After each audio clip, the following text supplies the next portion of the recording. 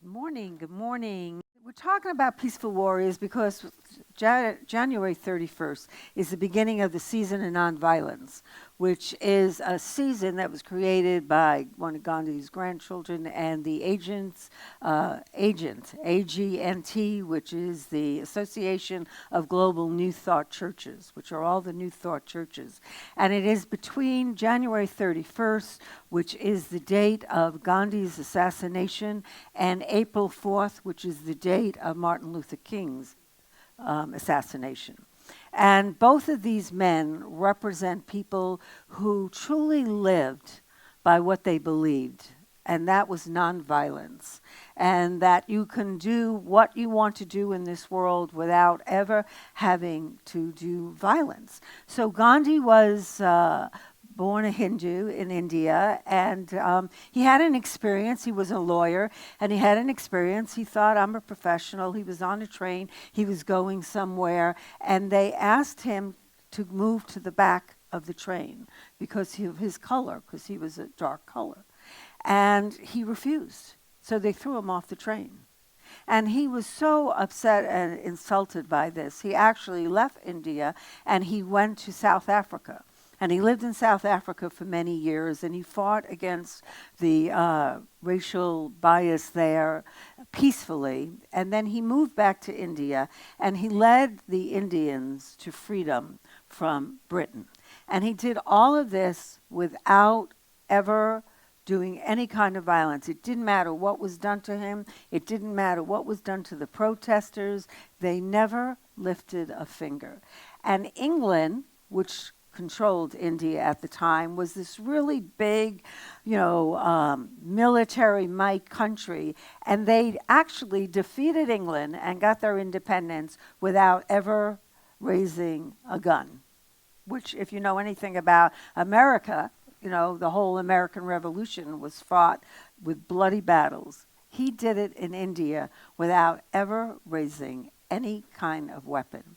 He truly believed that peace was the only answer and love was the only answer. And there's a story where he's been fasting and he's laying on the bed and he can't even move, and some Hindus came to him because they were really upset by the fact that he was allowing the Muslims to have certain rights that the Hindus didn't think the Muslims should have.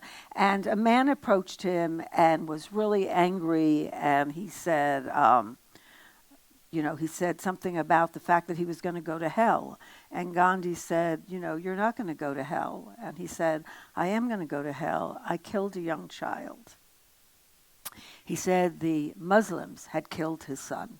And he was so angry, he retaliated by killing a Muslim child. And he said, there's no hope for me. I'm going to hell. And Gandhi said to him, there's always hope for you. And this is what I want you to do. I want you to go find a child who's been orphaned by the violence that had been going on between the Hindus and the Muslims. And I want you to raise him as your own. But I want it to be a Muslim child. And I want you to raise him as a Muslim child. Now, for a Hindu, this was a big thing. And Gandhi said, this is the way that you're going to find peace. So this is the type of person he was. And he was assassinated by a Hindu who did not like the fact that he wanted the Muslims to be treated equally with the Hindus. So then we go forward some years, and Martin Luther King Jr. comes along, and he's a minister in Atlanta, and he is very active in the civil rights movement. And he's a student of Gandhi and the whole idea of this nonviolence. And he actually has gone to India to study, and he too believed that he could change the world without ever lifting any arms. And no matter what was done to him and his protesters, he never, ever reacted violently. So I have a clip for you. It is an interview that Martin Luther King did. The sound is kind of sketchy because this is back a while, but the pictures, which are actual pictures that were taken during the civil rights movement, were all absolutely this is what happened. And when you see this, you can understand exactly how much it took not to react with violence with violence. The person who has influenced my life in terms of action more than anybody is Mahatma Gandhi.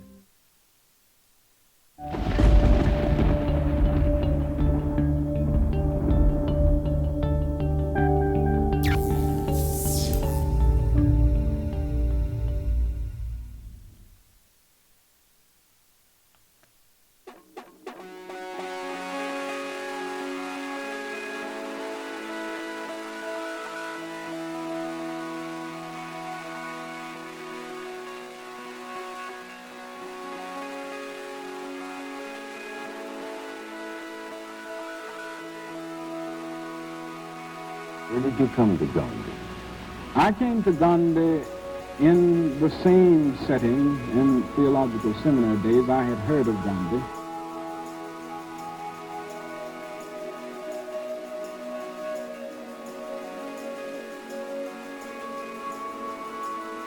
But I remembered hearing a message by the president of Howard University, Dr. Mordecai Johnson, who had just returned from India.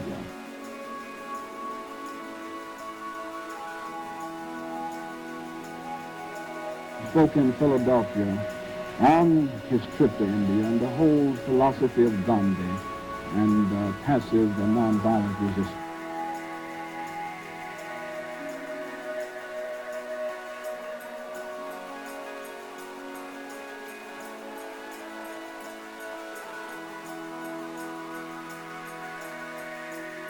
I was so deeply moved by the message that I went away and bought several books on the Gandhian, on Gandhi and Gandhian technique. And at that point, I became deeply influenced by Gandhi.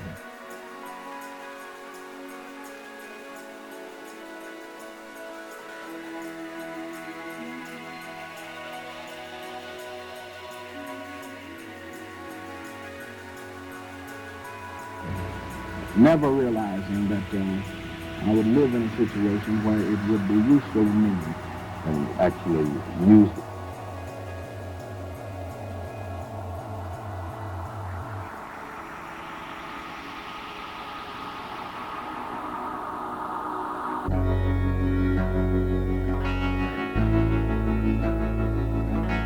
We must continue to delve deeper into the philosophy of nonviolent resistance.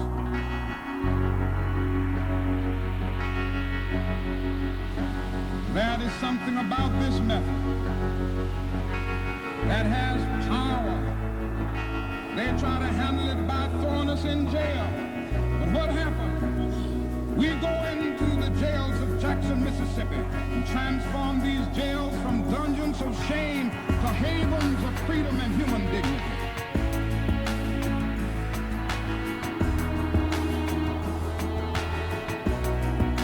He could call out the state militia. He could call out the National Guard. They know how to handle violence, but they proved over and over again that they don't know how to handle non-violence.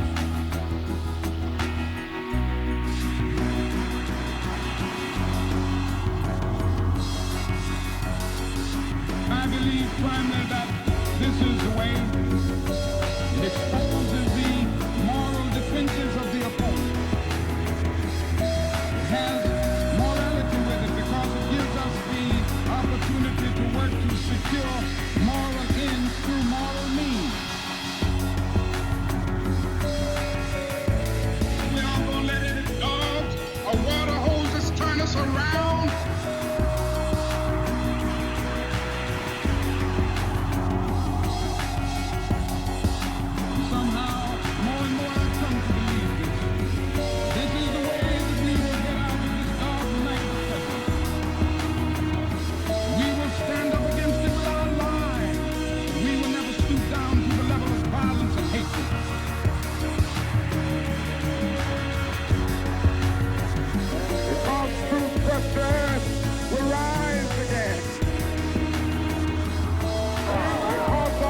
The moral universe is long, but it bends towards justice.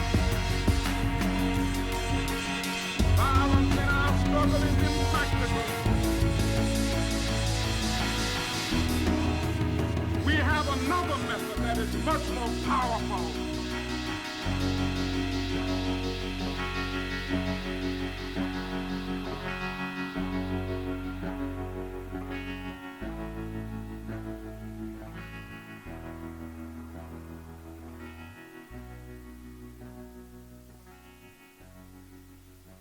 Let us recognize that violence is not the answer.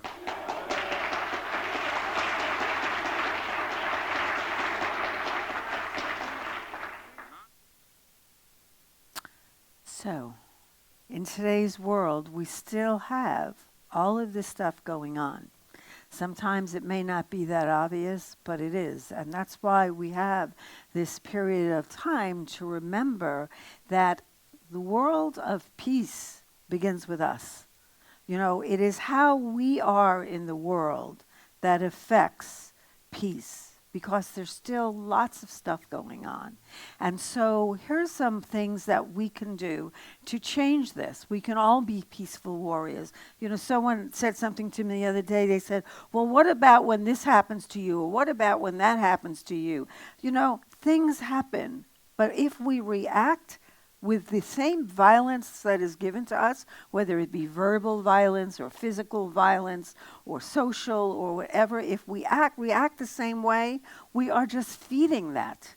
We can never change that unless we change, which is what Gandhi and Martin Luther King died for. So the first thing we can do is we can embrace human dignity. Folks, we are all human beings. Every one of us, no matter what someone looks like, no matter their background, no matter what else, we can treat everybody the way we want to be treated. If they don't agree with us, that's their right not to agree with us. If they say something to us, that's their right to say something. It is only through not reacting that we can ever change anything. I had someone once just really come at me, violently, verbally violent and everything else. And I just didn't say anything. You know, I didn't say anything. And then I got emails and I just didn't respond. And all I did was say, thank you, I hear what you're saying, and basically, thank you for sharing. And later on, that person became one of my closest friends. So that is how we change the world. We don't react. You know, just because someone cuts us off, we don't cut someone else off. Just because someone says something nasty to us, we don't say something nasty to someone else. You know, we're having a rough day and there's a little kid on the aisle 4 of the grocery store and they're acting up, and we get upset and we start, you know, screaming and yelling at them. The kid doesn't know what they're doing. They're just being a kid. So we have to treat others the way we want to be treated. And the second thing that we can do is we can care not just for other people, but for this earth. When we treat our earth violently, we are treating each other violently. When we don't care about what we do, when we pollute the earth and the air and everything else, we're basically saying to other human beings that we don't care about you. We don't care about what world our children are going to be in, or our grandchildren. We just want to use all of our plastic. We want to do this. We want to do that. We want to drive the big cars or whatever. We just want to do all of that because it's what we want. We have to care for the earth as we care for each other. And we have to speak up. You know, it's one thing not to react violently, but we have to speak up when we see somebody being mistreated. We can't just turn our back, because one day it could be us that someone could be doing something with. You don't realize that this is you. So if you grew up in an environment where, you know, middle America, white and all of that, and you never had to suffer anything, then maybe you don't experience it. But when you have, so my mother's family escaped from Poland right before Hitler, but all of their relatives didn't. And I remember something happening, and my mother said to me, she said, you know, you have to say something, because if you don't say something, this could be Germany. And I was like, I was young. I was like, this is never going to happen. This is the United States. And she said, it can always happen, because people love to make other people the scapegoat. And so we have to speak up when we see injustice being done. And we have to realize that peace begins within us. And there's lots of ways that we can be more peaceful. So Gandhi became a vegetarian. Last night we saw this movie, The Game Changer, which is about vegan diet. If we just went one day a week and we did not eat meat or any kind of living being, that is helping this world become more peaceful. Because violence against animals is no different than violence amongst people. We are all living beings. We all share this world together. And then the last thing is we have to begin with peace within ourselves, which is with prayer. Prayer and meditation. You know, when you see something happening, you have to also find this level of peace within you so that you can find what it is for you to do. And it's good to say a peace prayer. You know, we sing every day at the end. Every Sunday we sing, "Let there be peace on earth and let it begin with me." And that is a peace statement. But a really beautiful prayer to do is a Buddhist prayer, and it's a loving kindness prayer. And this is just a fabulous thing to do, to send out peace to the entire world and to allow peace to enter you when you're not feeling peaceful. So I invite you to close your eyes. And it's called metta, loving kindness. And so just take my words and make them part of yourself, as if you're speaking this to yourself. My heart fills with loving kindness. I love myself. May I be happy. May I be well. May I be peaceful. May I be free. May all living beings in my vicinity be happy. May they be well. May they be peaceful. May they be free. May all beings in my city be happy. May they be well. May they be peaceful. May they be free. May all beings in my state be happy. May they be well. May they be peaceful. May they be free.